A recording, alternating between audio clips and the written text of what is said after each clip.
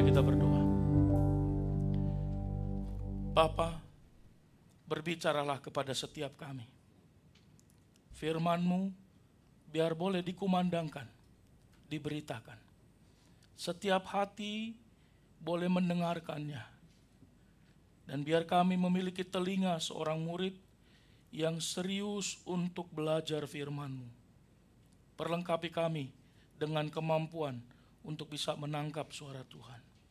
Dan kami mohon kiranya Tuhan bukan hanya kami mengerti dan diberkati, tapi kami pulang dengan penuh kerendahan hati untuk mengaplikasikan apa yang kami mengerti hari ini. Sehingga kami tidak jatuh ke dalam dosa dan tidak mengulangi perilaku yang sama, tapi lebih waspada dan hikmat Allah menuntun kami. Berbicaralah kepada kami ya Bapa, mampukanlah kami, dan tolonglah hamba-Mu yang terbatas ini, biar dia boleh berbicara dalam anugerah Tuhan semata, dan Tuhan menolongnya. Dalam nama Tuhan Yesus kami berdoa. Amin. Silakan duduk.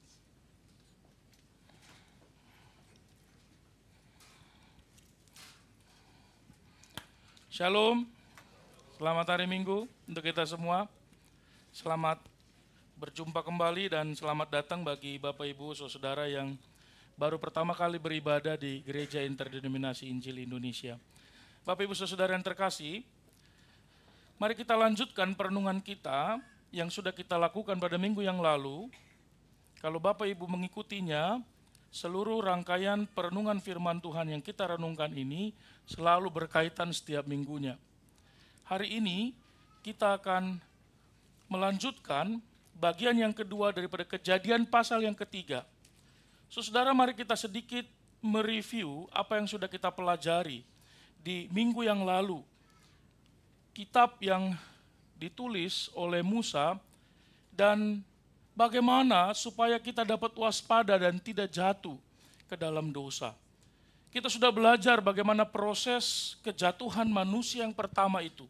Dan untuk menyegarkan ingatan kita minggu lalu, kita sudah belajar apa itu arti kata nakedness, telanjang, arom yang memiliki akar kata yang sama dengan kata cerdik, arum. Istilah ketelanjangan tentu tidak hanya digunakan dalam istilah tidak berpakaian, tetapi juga bicara tentang nakedness, kerentanan.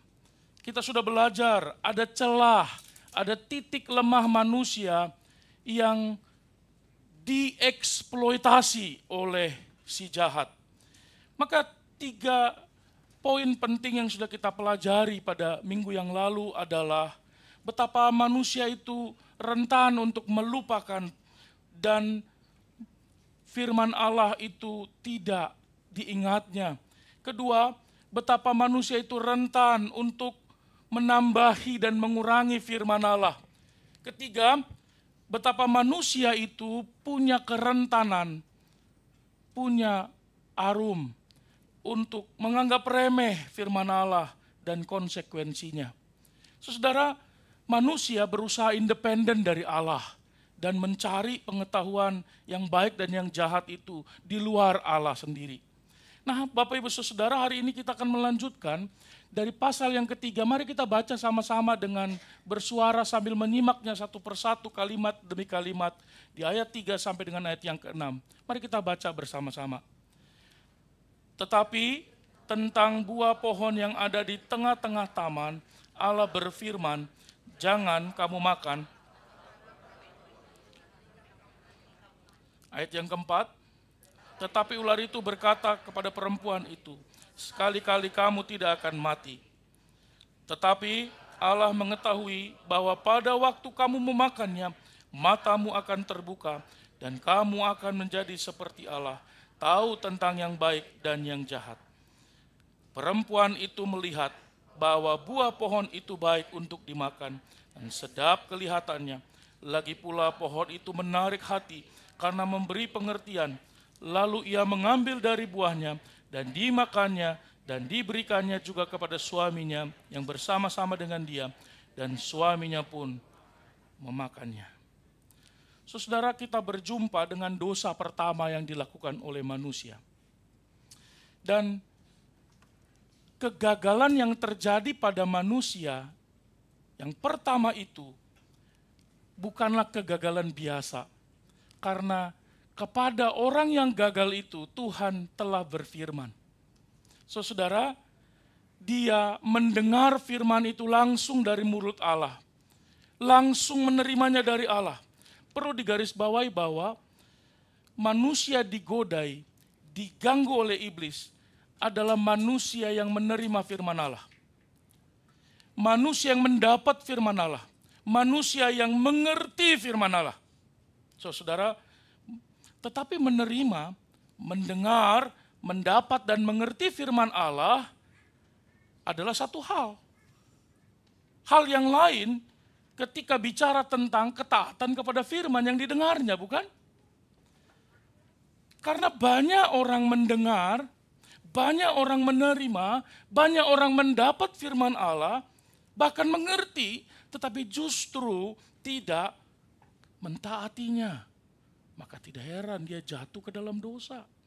Saudara, yang kedua, ketidakakuratan pembelajaran firman Allah.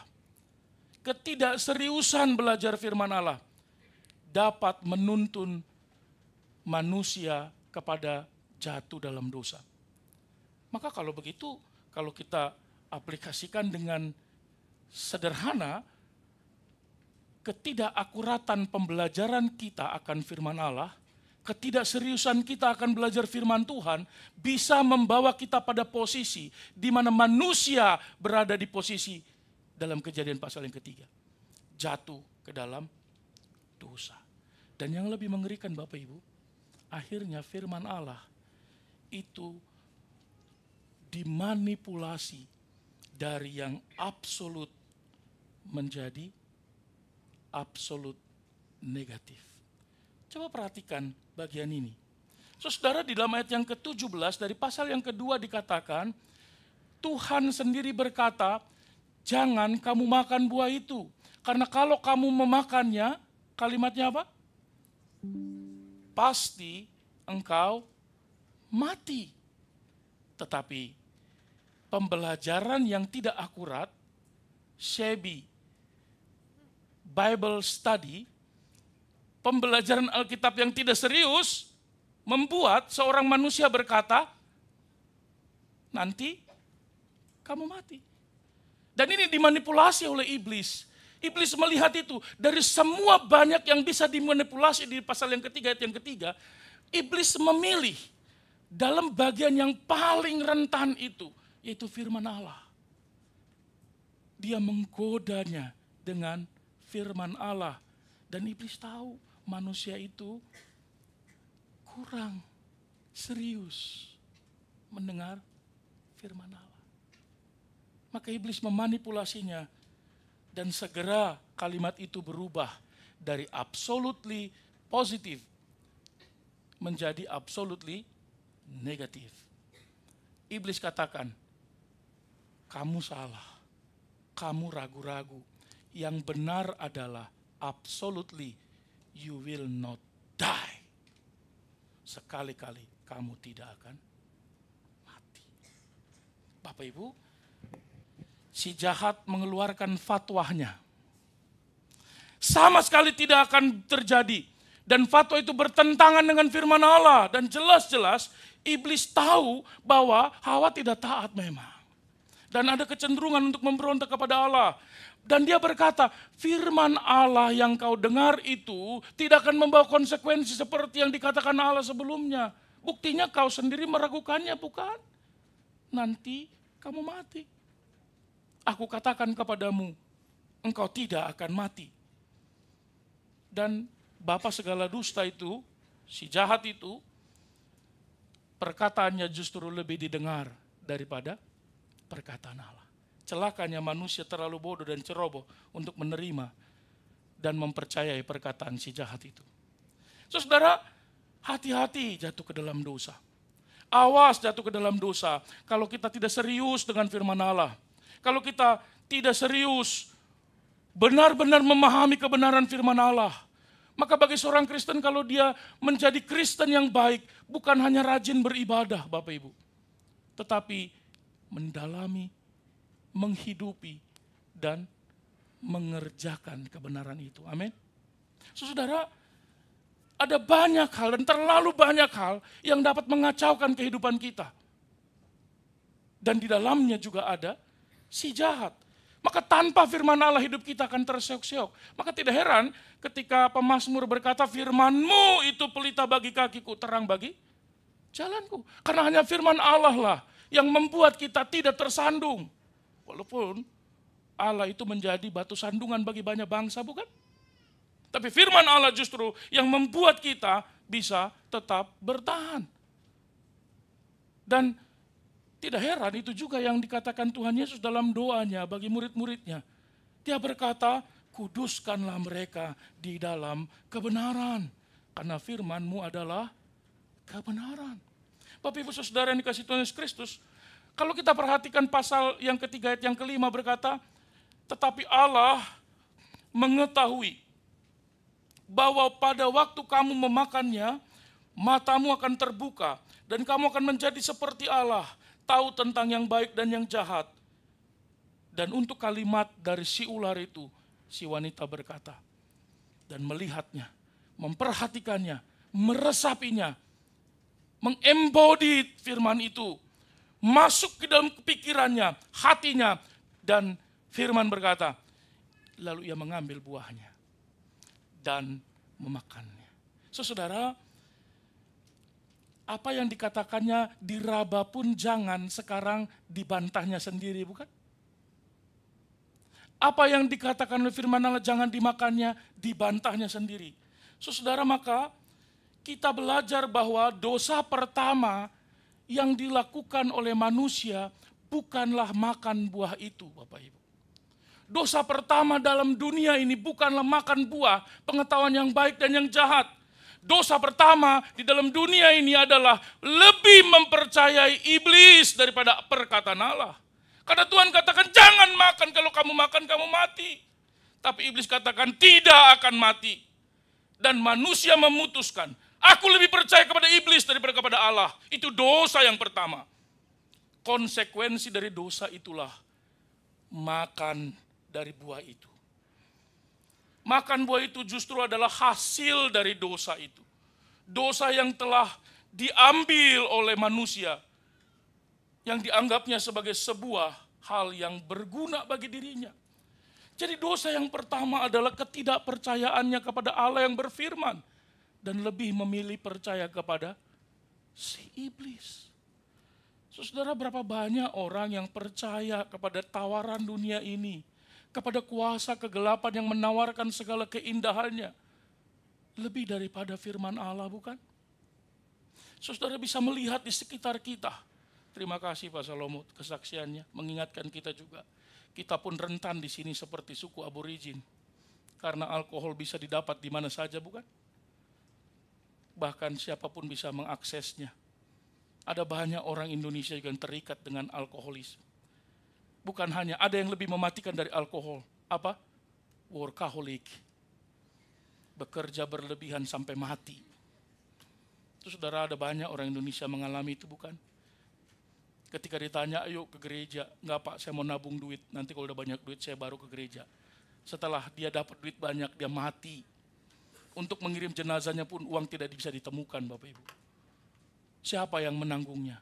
Jemaat yang selalu ditolaknya untuk dijumpainya itu. Orang tua yang tidak pernah mendapat kiriman dari dia, tidak pernah mendapat kabarnya, harus menjual tanahnya hanya untuk menerima jenazahnya. Padahal pada waktu dia dikatakan, ayo datang beribadah. Ayo, jangan lupakan firman Allah, jangan lupakan Tuhan. Apa katanya? Dia katakan, no, aku masih mau cari uang. Saudara, dia lebih mendengarkan perkataan dunia ini daripada firman Allah. Makan buah adalah hasil dari dosa. Akarnya adalah ketidakpercayaan kepada firman. Akarnya adalah dia lebih percaya kepada perkataan si jahat itu. Saudara, hati-hati. si jahat sekarang tidak datang dengan rupa ular. Karena kalau dia datang dalam rupa ular, 100 meter, 200 meter kita sudah tahu dan menghindar, bukan? Dia datang dalam rupa yang berbeda. Dia tidak datang dengan kulit bersisik, kulitnya mulus. Dia muncul dalam 30 detik di layar kaca handphone Anda. Karena ular itu main TikTok, saudara-saudara. Lalu kita mulai mengikuti gerakannya. Dan viral. Ular itu pakaiannya minim. Bahkan hampir tidak menggunakan pakaian. Nakedness. Itu ada di sana. Dan kita menikmatinya. Saya tidak nonton film porno kok, Pak. Saya hanya menikmati keagungan Tuhan. Saudara, iblis menggunakan kecerdikan, kelicikan si ular untuk membuat manusia jatuh ke dalam dosa.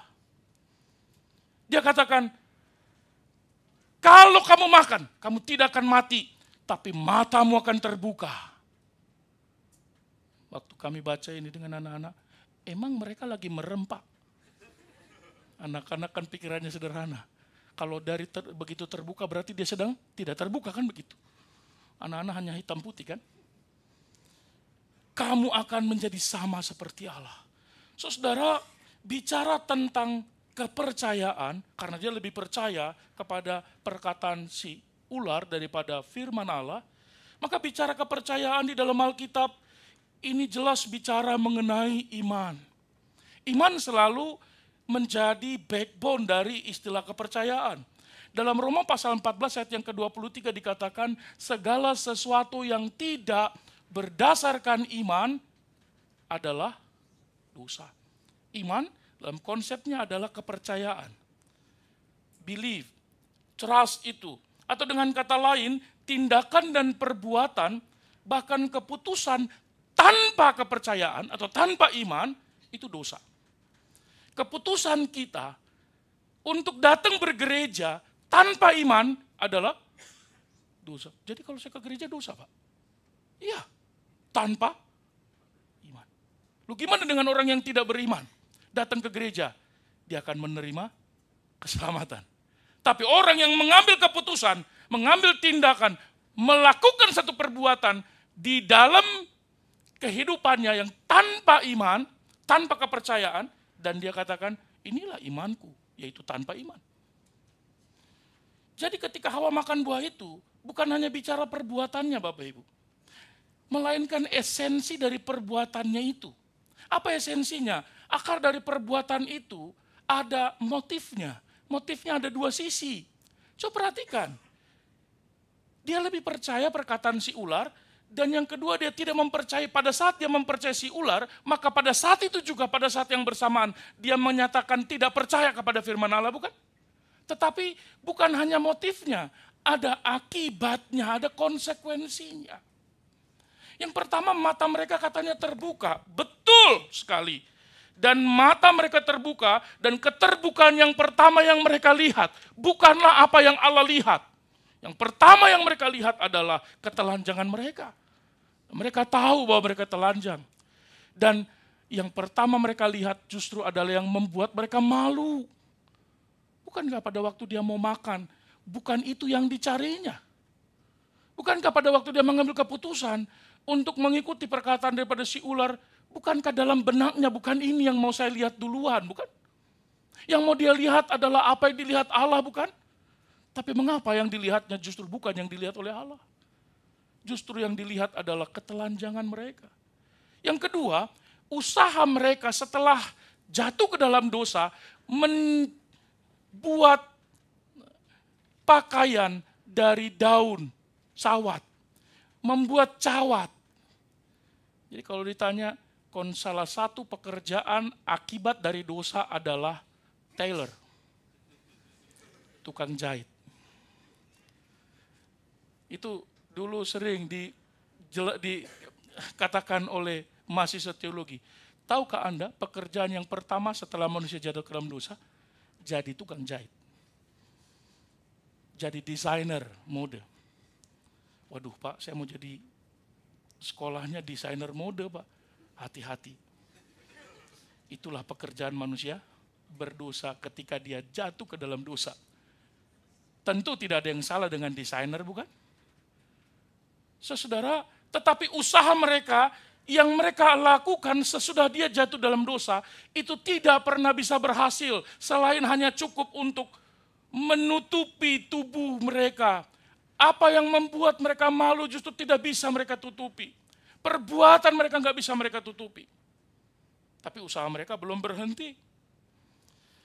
Seorang teolog bernama Matthew Henry mengatakan, langkah-langkah pemberontakan bukanlah langkah yang menuju ke atas, ke Allah, tetapi langkah yang menurun ke dalam lubang yang dalam, langkah untuk mencapai neraka. Jadi yang mereka lakukan sebenarnya bukan langkah menuju kepada kemuliaan, tapi langkah yang menuju kepada penderitaan, kesengsaraan, dan kebinasaan. Saudara, bukankah si ular berkata, kamu tidak akan mati dan kamu akan seperti Allah. Kamu akan melihat seperti Allah melihat. Tapi apa yang mereka alami? Sebaliknya. Saya ditanya oleh seorang remaja, terus kenapa mereka nggak nuntut sama si ular? Ih, kok kamu bohongin kita? Saudara, si ular kira-kira apa jawabnya kalau ditanya begitu? Ih, kamu jahat. Ye, kita iblis kali. Bukankah itu natur daripada si jahat? Saudara, ketika Hawa makan buah itu dan membaginya dengan suaminya, dia bukan sedang berbagi kebahagiaan. Dia sedang membagi kesengsaraan. Dia sedang berbagi kutuk. Dia sedang berbagi kematian, bukan kebahagiaan. Hati-hati, apa yang kita bagi kepada pasangan kita. Dan ketika Adam ikut menerima bagian itu, saya yakin Adam menerimanya dengan penuh kesadaran. Betul?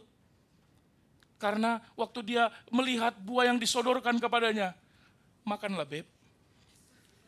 Tuhan katakan kalau makan pasti mati loh sayang. Hello, I am here. Really? Aku masih hidup. Buktinya masih bisa kasih ini. Are you sure? Suaminya berkata, enggak bahaya tah? Masih kok, aku masih bisa.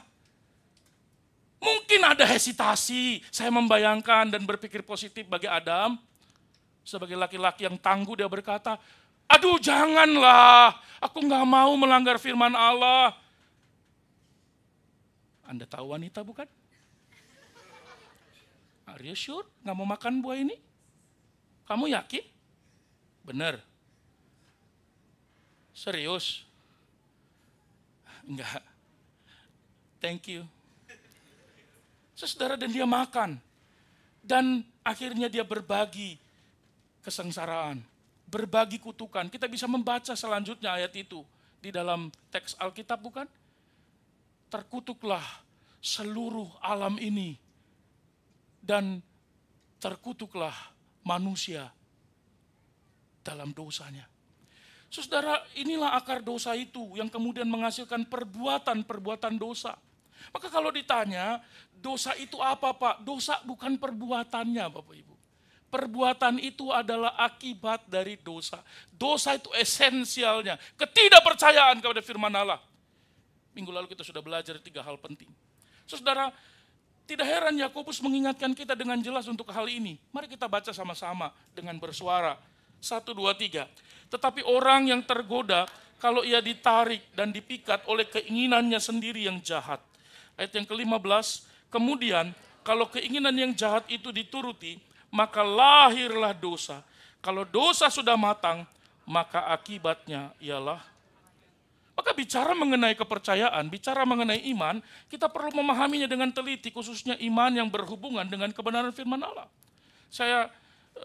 Karena kita seorang Injili, kita menyadari bahwa ada 3 elemen dalam iman. Ini diajarkan juga oleh seorang teolog dan penulis yang bernama Louis Berkhof. Dia mengatakan ada 3 elemen iman kalau mau disebut iman. Iman tidak dan bukan iman kalau dia tidak memenuhi 3 elemen ini. Elemen yang pertama adalah intelektual. Kedua adalah emosional. Ketiga adalah kehendak.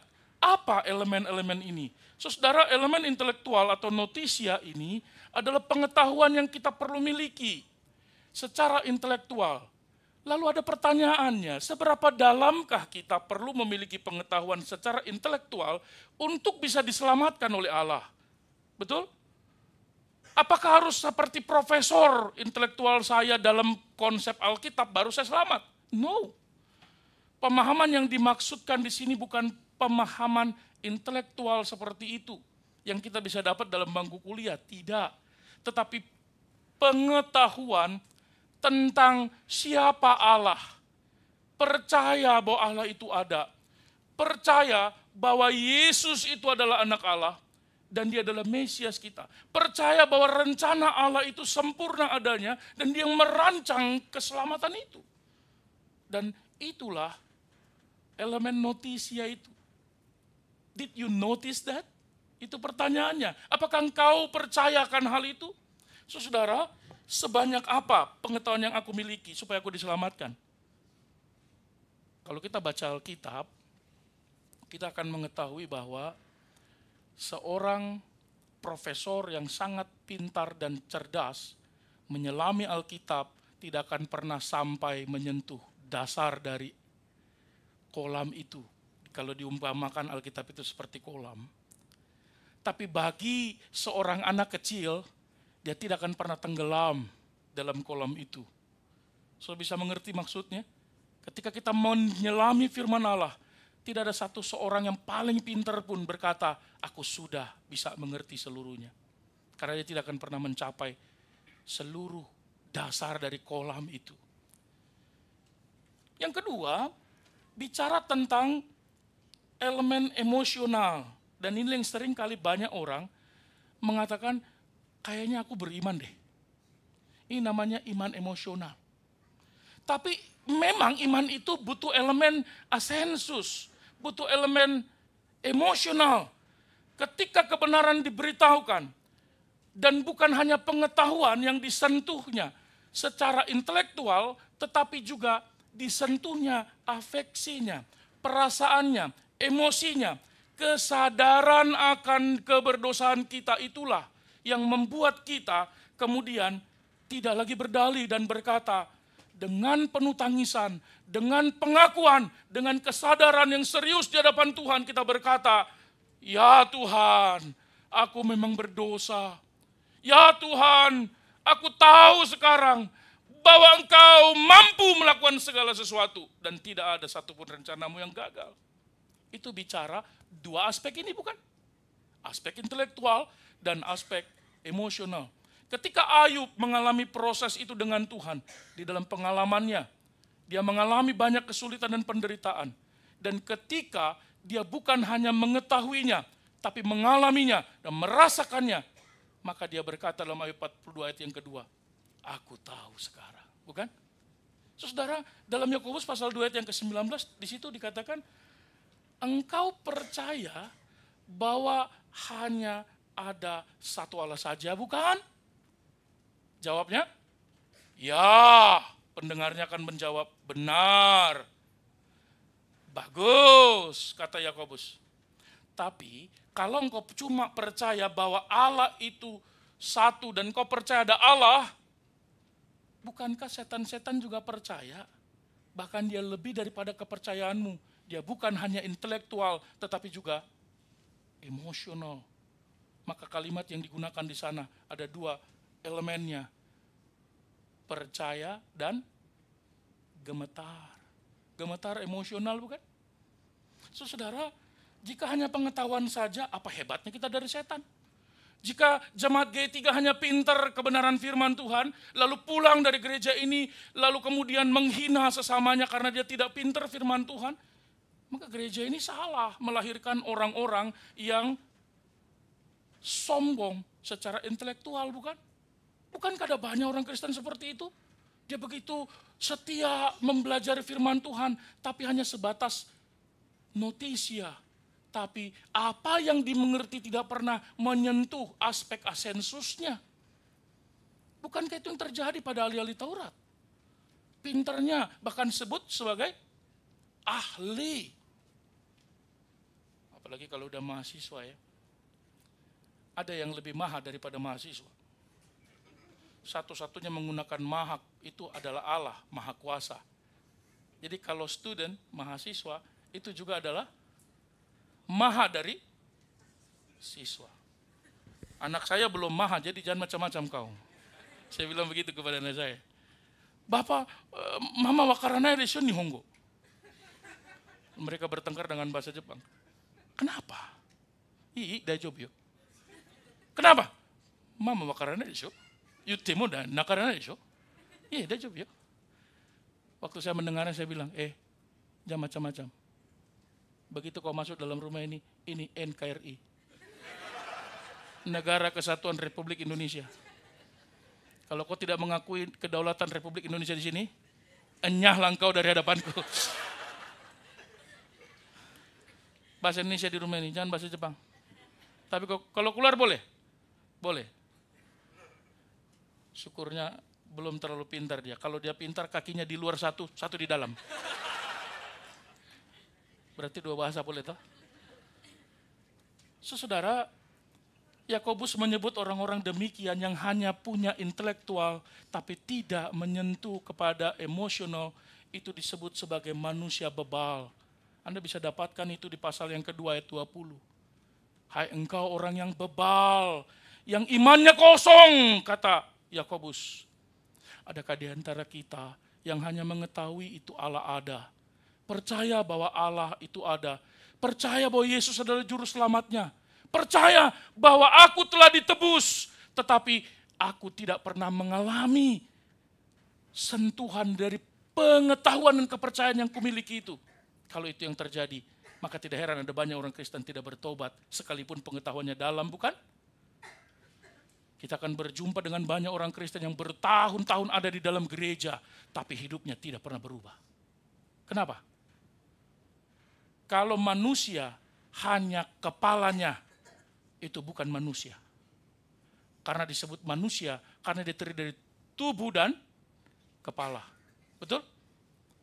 Kalau cuma kepala namanya apa? Ya kepala. Kepala tanpa tubuh. Saudara, tapi kita punya intelektual, punya afeksi, emosi, dan yang ketiga namanya kehendak. Nah, aspek pengetahuan, intelektualitas, pengalaman, dan seluruh yang menyentuh hidup kita berdasar pengetahuan itu kemudian kita lahirkanlah sebuah kehendak, keputusan, tindakan yang berdasar atas pengetahuan dan emosional itu. Nah, banyak orang mengambil keputusan dan kehendak tidak berdasar dua hal ini. Makanya keputusannya disebut keputusan emosional. Betul? Belum tahu ceritanya. Kau dibilang katanya begini-begini ya. Kurang aja. Mana itu mana? Biar kulap dulu mulutnya itu. Mungkin kotor mulutnya akan begitu ya. Itu namanya kehendak yang emosional. Tapi kalau dia punya emosional dengan pengetahuan, dia akan mencari dulu kebenarannya, bukan? Dan kalau dia udah tahu kebenarannya dan ternyata benar seperti yang dikatakan dia, apa yang dia katakan? Apakah dia akan berkehendak melabrak orang itu? Tentu tidak, karena pengetahuan dan perasaannya harus sejajar dengan kehendak yang disejajarkan dengan pengetahuan dari firman Allah, betul? Saudara, ini bicara tentang keputusan. Mengapa? Kalau iman hanya sampai kepala, paling jauh hanya sampai mulut, dibicarakan aja. Tidak pernah menyentuh emosi. Dan kalaupun iman itu bukan hanya kepala, mulut, dan emosi, sampai di dalam hati dan pikiran, itu bukanlah iman. Iman harus menggerakkan tangan dan kaki kita. Amin. Kalau engkau percaya Yesus adalah Tuhan dan Juru Selamatmu, apakah engkau memberitakan dan mengasihi orang-orang di sekitarmu? bahwa mereka juga butuh keselamatan yang sama seperti engkau diselamatkan oleh Tuhan Allah. Kalau tangan dan kakimu tidak bergerak, melihat orang-orang yang binasa seperti kita dulu akan binasa, apakah kita sungguh punya iman? Betul? Makanya ada banyak hamba Tuhan pergi ke ladang misi, bukan? Karena 3 aspek ini. Dia percaya bahwa Yesus adalah juru selamat. Maka kepercayaan itu bukan hanya membuat dia percaya, tapi dia punya kehendak dan keputusan. Kalau Allah bisa menyelamatkan saya, maka Allah juga bisa menyelamatkan orang-orang yang tidak percaya. Amin. Itulah yang membuat kita terus percaya. Dan kepercayaan itulah yang membuat kita terus menjadi saksi, bukan hanya berbuah. Karena seperti tema kita, berbuah itu tidak ada artinya kalau tidak ada kesaksiannya, bukan? Saudara, iman bukan hanya intelektual dan emosi. Kalau iman hanya karena emosi, maka tidak heran kalau di KKR nangis, sesenggukan. Setelah KKR bikin dosa lagi. Paling banter seminggu. Kalau dia rekam juga itu ya, rekamannya. Waktu KKR itu sedih banget, hatiku tersentuh banget. Ya, tidak heran kalau pujiannya, Bapa sentuh hatiku. Padahal yang harus disentuh apa? Bukan hanya hati, tapi intelektual kita. Notitia, asensus. Tapi juga Bapa, tolong aku mengambil fidusia, mengambil keputusan. Saudara, kehendak inilah yang membuat kita mengoreksi kesalahan, membuat kita untuk mengambil keputusan untuk mengasihi Tuhan. Saudara, kehendak dan komitmen inilah yang muncul nantinya ketika kita percaya kepada Allah. Nah, kehendak dan komitmen ini akan menyebabkan perilaku yang berbeda. Kehendak melahirkan keputusan. Keputusan melahirkan komitmen, dan komitmen itulah yang memberikan arah hidup yang baru. Jadi sekarang sudah lihat manusia baru seperti apa ya. Jadi kita udah bisa menganalisa lah ya diri kita sendiri atau mungkin orang-orang di sekitar kita. Oh, dia baru sampai asensus kali ya. Imannya belum ada elemen yang lain. Makanya cuma emosional. Emosionalnya makin meningkat seiring aksesoris di toko-toko mulai rame dengan menjual ornamen Natal. Aduh, feeling great deh aku, udah mau Natal. Rajinlah dia ke gereja. Padahal aksesoris Natal di Jepang bahkan 1 minggu sebelum Natal sudah hilang, bukan? Sudah ganti aksesoris tahun baru. Maka ada yang bilang, aduh saya berdoa kemarin Pak, apa yang kau doakan? Kiranya Natal ini waktu tanggal 24 atau 25 itu ada White Christmas. Capek deh. Doanya kau minta salju di hari Natal. Kenapa engkau tidak minta pengampunan dosa di hari Natal ini? Adakah yang lebih penting daripada keselamatan? Adakah yang lebih penting daripada perkenanan Allah? Untuk apa engkau menikmati salju di hari Natal, tapi kebinasaan sesudahnya? Saudara, perubahan ini dilahirkan oleh kehendak, keputusan, dan komitmen. Inilah yang menyebabkan perilaku seseorang berubah. Perubahan sikap, perubahan arah hidup, orientasi hidupnya berubah. Ketika dia menerima Yesus secara pribadi. Dan elemen ini dipenuhi. Saudara, kalau Tuhan mengatakan, percayalah kepadaku, lalu kita mengatakan, ya Tuhan, aku mengasihimu. Dan Tuhan berkata, kasihilah Tuhan Allahmu dengan segenap hatimu dan dengan segenap jiwamu dan akal budimu seseluruhnya. Saudara, kita tidak mungkin bisa mengasihi Tuhan kalau kita tidak memiliki kehendak untuk mengambil keputusan. Iman itu membutuhkan komitmen kepada Allah, betul? Yang namanya kepercayaan atau iman itu membutuhkan komitmen. Kalau engkau percaya firman Allah seperti Adam dan Hawa percaya kepada firman Allah, harusnya engkau komit kepada Allah, bukan kepada si ular, bukan? Iman itu membutuhkan komitmen kepada Allah. Apapun yang Allah katakan, aku akan percaya kepadanya. Karena kalau tidak ada komitmen, tidak akan mungkin pernah ada yang namanya kasih kepada Allah. Jadi kalau ada orang Kristen berkata aku mengasihi Allah tapi nggak komit dia sama Tuhan, tidak mungkin itu kasih. Contohnya siapa Pak? Contohnya Bapak ini. Saudara, Abraham itu kasihi Tuhan apa enggak? Mengasihi Tuhan. Ketika Tuhan katakan keluarlah dari negerimu ke tempat yang akan kutunjukkan kepadamu. Apakah dia keluar? Yes, dia keluar. Dia bahkan tinggal di satu tempat yang begitu sulit. Hampir 100 tahun. Dia ikut Tuhan begitu luar biasa. Tetapi dia tinggalkan seluruh hartanya, seluruh kampung halamannya.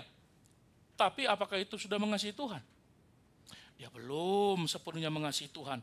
Kenapa? Karena tindakannya, komitmennya sepenuhnya belum didasarkan atas kasih kepada Allah. Dia masih bohong kan? Bohongnya bukan di rekayasa situasi, tapi inisiatif pribadi. Nanti kalau ditanya, bilang kau saudaraku ya. Kok gitu sih? Kata Sarah. Ya memang betul kan? Kau saudaraku. Saudara, dia masih takut bukan? Loh emang takut? Nggak boleh Pak, boleh juga. Satu-satunya takut yang diperintahkan oleh Allah adalah takutlah akan Allah. Dan takut yang dikehendaki oleh Allah adalah takut yang mendorong kita makin mencari Tuhan Allah. Seperti apa itu Pak? Masih ingat murid-murid yang menyeberang danau laut mengalami badai? Lalu Tuhan katakan diam dan tenanglah kepada badai dan angin sakal itu. Dan ketika semua diam dan tenang, murid-murid yang takut karena badai itu, lalu bertanya lagi dalam hatinya. Dan dikatakan oleh kalimat itu, mereka menjadi takut. Loh tadi badai takut, badai berhenti takut lagi. Tapi takut yang kedua ini yang dikehendaki oleh Tuhan. Karena kalimat selanjutnya adalah, mereka menjadi takut dan bertanya, siapakah gerangan orang? Kalau ketakutan kita membuat kita makin mencari Tuhan, that is good. Itu baik, karena membuat kita makin cinta Tuhan. Abraham, cinta Allah? Ya. Tapi apakah Abraham betul-betul komit dari cintanya? Ketika dia menerima Ishak, pasca kelahiran Ishak, dia menjadi pribadi yang berbeda bukan? Dia nggak pernah lagi kita temukan kisahnya berbohong kan? Gimana Pak dengan waktu dia keluar, mau ke Bukit Moria, mau membawa Ishak untuk persembahkan. Dia nggak kasih tahu istrinya, tidak memberitahu, bukan bohong kan? Bohong itu keputusan, tidak memberitahu lain cerita. Awalnya dia selalu cerita, tapi selalu membuat dia cerita, membuat dia terhalang untuk melakukan firman Allah. Saudara, kita tidak bahkan menemukan lagi Abraham yang dulu.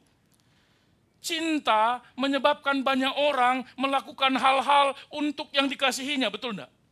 Saya tanya Bapak Ibu kerja mati-matian. Sampai mengalahkan matematika. Untuk siapa? Jawabannya hampir 100% berkata, untuk anak Pak. Ya. Semua untuk anak Pak. Kerja mati-matian. Ya. Seperti lagu itu, demi kau dan si buah hati, aku jadi begini. Emang bagaimana rupanya kau? Ya beginilah. Tetapi cinta memang banyak membuat orang melakukan banyak hal untuk yang dikasihinya. Sekalipun itu kadang-kadang adalah hal yang bodoh. Betul gak? Karena dia suka mengasihi dan senang membuat sesuatu kepada kekasihnya. Tetapi kasih kepada Allah, Bapak Ibu Saudara, adalah kasih yang membuat seseorang berkomitmen untuk melakukan apapun yang Tuhan inginkan supaya menyenangkan Tuhan. Sekalipun kadang itu tidak menyenangkan dia, betul? Selama itu menyenangkan Tuhan, biarlah aku melakukan karena aku mengasihi dia.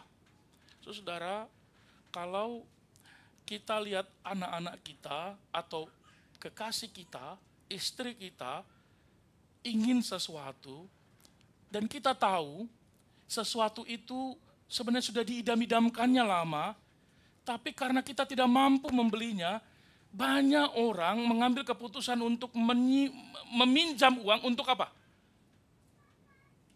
Mendapatkan apa yang diinginkan oleh orang yang dikasihinya, bukan? Maka Dia tidak suka meminjam uang kan? Dia tidak suka berhutang, tapi demi yang dikasihinya. Itu hal-hal yang kita lakukan untuk yang kita kasihi. Walaupun itu adalah kadangkala hal yang bodoh, bukan? Ada banyak hal yang bisa kita jelaskan. Bicara tentang kasih kepada pasangan. Tetapi kasih kepada Allah membuat seseorang bisa berkomitmen. Saudara, kasih itu selalu berkorban. Kasih itu selalu sedia berkorban demi yang dikasihinya. Kasih itu akan membuat dia siap menyerahkan apa saja yang dimilikinya demi yang dikasihinya, betul enggak?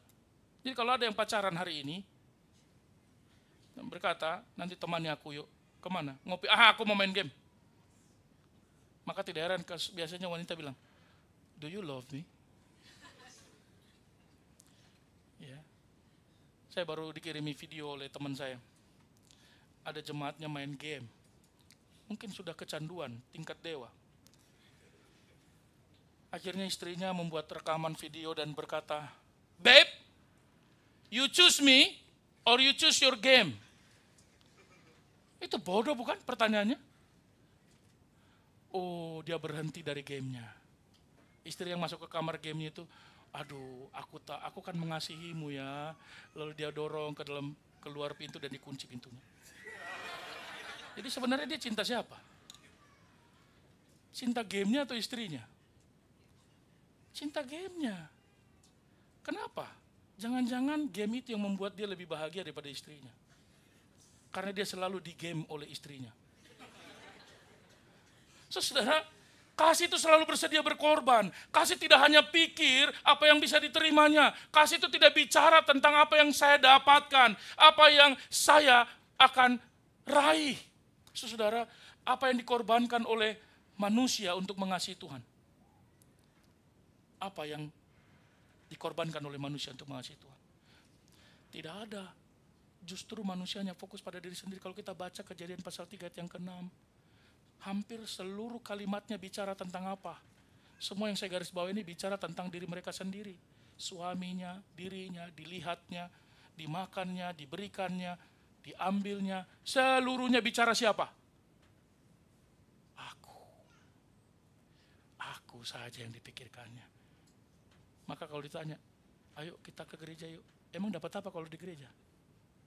Ada nanti door prize-nya. Ada loh gereja yang sekarang bikin door prize. Mungkin kita perlu bikin door prize bento kali ya. Isinya Anda belum beruntung begitu. Emangnya dapat apa kalau mengasihi Tuhan? Bukankah karena cinta maka kita mau melakukan apa saja?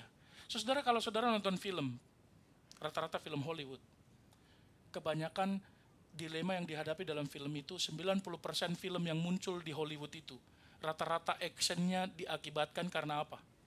Mesti jagoannya itu ditangkap, lalu diancam. Kalau kamu tidak melakukannya, akan saya bunuh suami istrimu, anak-anakmu. Apa kata suaminya? Sudah bisa ditebak kalimatnya berkata apa?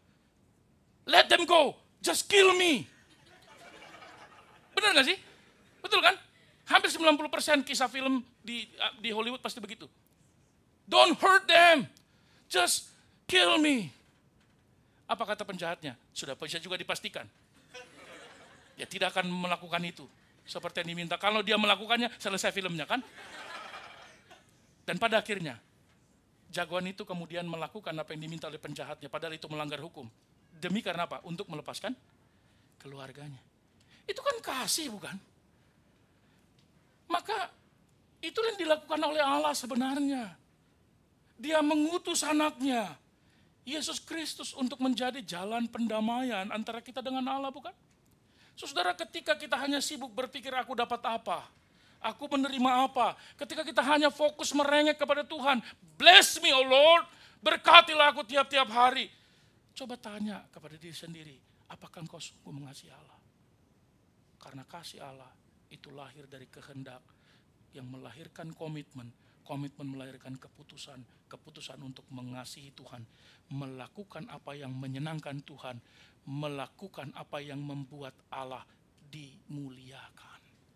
Saudara, lalu kita bertanya, Pak, kalau aku mengorbankan semua yang Tuhan kehendaki untuk aku korbankan, nanti kalau aku kurang gimana? Saudara, dari THT kemarin, Banyak yang mengajukan pertanyaan kira-kira 500.000 lah. Ya, kemungkinan yang akan datang. Pertanyaan itu. Salah satu pertanyaannya adalah, mana yang lebih utama, perpuluhan atau mengasihi orang tua? Jawabnya apa, Pak? Oh, itu jawaban Pak Gerson nanti. Nanti tunggu THT berikutnya ya, di media sosial G3 Tokyo. Saudara, ada banyak orang sekarang bingung, sesuatu yang sudah jelas, bukan? Bukankah firman Tuhan berkata, hari ini juga putuskanlah, apakah engkau akan taat dan tunduk kepada Allah atau kepada manusia? Saudara, bertanyalah pada diri sendiri, apakah aku mengasihi Tuhan? Kalau aku mengasihi Tuhan, apakah aku sudah bersedia melakukan apa yang menyenangkan hatinya? Apakah aku sudah bersedia memberikan, berkorban untuk apa yang diminta oleh Allah? Nah, pertanyaannya, kalau aku bersedia berkorban demi yang kukasihi, gimana nanti masa depanku? Nah, inilah esensi iman. Iman itu juga bicara tentang kepercayaan akan masa yang akan datang. Namanya hope. Iman itu bicara tentang hope. Saudara tahu, ada kisah lagu pujian yang bernama I don't know who holds tomorrow. Tak ku tahu kan hari esok. PKJ nomor berapa itu? Itu ditulis oleh Ira Stanfield. Ira Stanfield adalah seorang evangelis sekaligus seorang penyanyi. Waktu dia menulis itu, situasinya begitu mengerikan. Saudara, Ira Stanfield itu punya istri, namanya Zelma. Zelma ini udah capek mengikuti keliling pelayanannya Ira Forrest Stanfield ini. Lalu apa yang dia katakan? Enough, aku gak mau lagi hidup menderita seperti ini. Dia tinggalkan Ira dan nikah lagi dengan orang lain dan mengejar karirnya. Kasihan ya. Dan seluruh sahabat-sahabat di kalangan Injili itu menghina dan merendahkan dia. Tapi Ira tidak pernah berhenti untuk menantikan pasangannya. Dan di masa yang begitu berat, dia bergumul sekali dan mau berpikir, ya udahlah ya, mungkin aku yang salah. Tidak ada satupun mimbar yang menerima dia. Dan akhirnya dalam perjalanannya kepada satu kebaktian, dia merenungkan kemahakuasaan Allah dan kebaikan Tuhan itu. Dan muncullah inspirasi itu. Dia dikuatkan dengan kalimat-kalimat yang dia dapatkan di firman Allah. Aku tidak tahu hari esok seperti apa. Aku tidak tahu langkahku nanti seperti apa. Tapi yang aku tahu, Tuhan pegang tanganku. Saudara-saudara, bagaimana jemaat mengasihi Tuhan? Bagaimana jemaat berkorban dan komitmen kepada Allah? Masih baru tahun yang lalu COVID-19 bukan? Saudara, waktu renungkan kembali masa-masa itu. Masa-masa kita bergumul, ingatkah engkau pada waktu COVID ada banyak orang menghindari keramaian, ada banyak orang menghindari datang ke gereja karena takut, sekalipun gereja dibuka secara terbuka, karena takut. Orang berusaha untuk tidak ke gereja karena takut, karena memang banyak yang mati karena penyakit itu. Tapi kita juga melihat ada banyak orang yang memutuskan untuk tetap datang ke gereja dan beribadah dengan serius, menangis di hadapan Tuhan, bukan? Yang rela mengorbankan masa depannya. Kenapa? Kalau mungkin kita tanya pada waktu itu, I know who holds tomorrow. Sekalipun ada banyak kesulitan, aku tahu yang memegang masa depanku. Masih ingatkah ketika pada masa itu ada banyak orang menyimpan uangnya karena khawatir untuk hari esoknya. Akan ada krisis besar dalam dunia. Tetapi kita tahu ada banyak jemaat yang dengan sukacita mempersembahkan apa yang dimilikinya dan melakukan firman Allah. Maka Tokyo salah satu gereja yang tidak pernah terdampak secara keuangan pada saat itu. Sekalipun jumlah jemaatnya menurun 50%. Mereka tetap melakukan firman Allah. Benar! Mereka berkata, aku tahu siapa yang memegang masa depanku, Pak. Aku akan melakukan firman Allah karena iman melibatkan intelektual, emosional, tapi keputusan untuk melakukan apa yang aku mengerti dan aku percaya itu. Nah, saudara,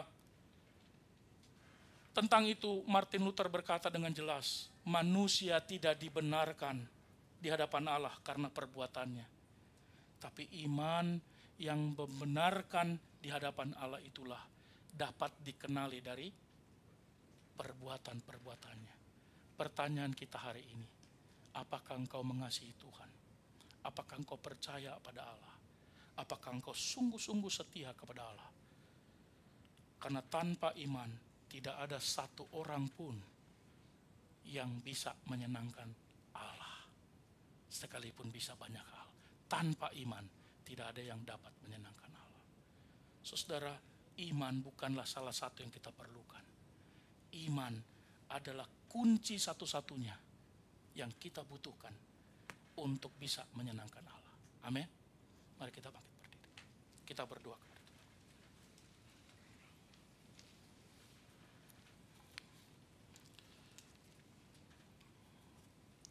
Masing-masing kita berdoa.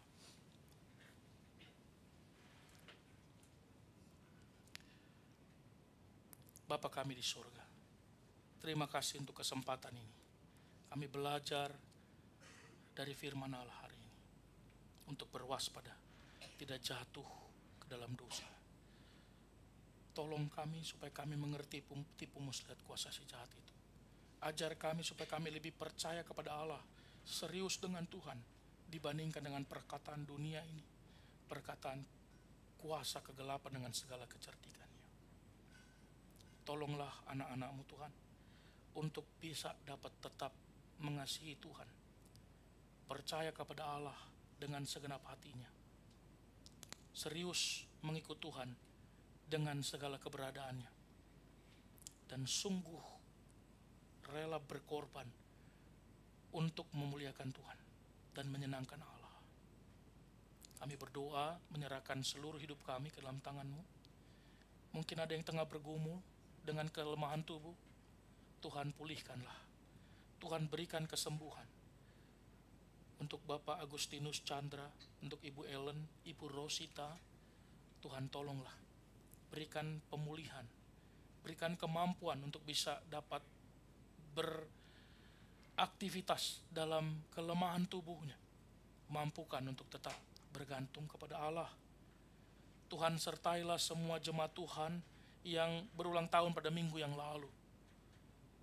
Tuhan berkati Ibu Aryani Watanabe, Ibu Ani Ogasawara, Bapak John Robert, Fido, Saudara Rido, Bapak Koichi Kawamura, Saudara Vito, dan Saudara Fernaldi Sebastian.